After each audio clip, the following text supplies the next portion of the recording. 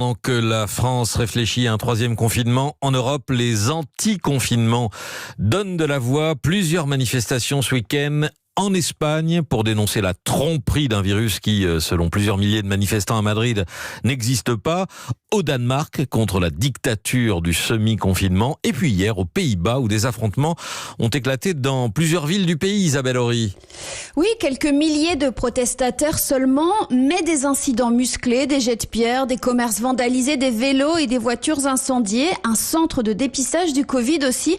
Il a même fallu utiliser les canons à eau pour disperser la foule sur la fameuse esplanade des musées à Amsterdam.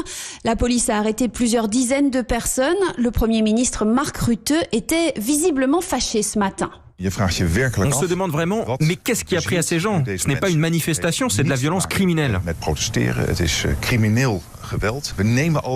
ne prenons pas toutes ces mesures par plaisir, c'est pour lutter contre le virus. C'est le virus qui en ce moment réduit notre liberté. Le premier couvre-feu, en fait, depuis la Seconde Guerre mondiale, est entré en vigueur aux Pays-Bas samedi soir. Il s'applique de 21h à 4h du matin.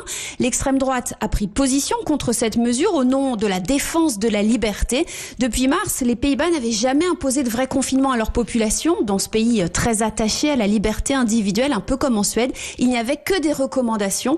Mais la sévérité de la deuxième vague et la crainte face aux nouveaux variants ont là aussi changé la donne. Isabelle Horry, la correspondante d'Europe 1 à Bruxelles.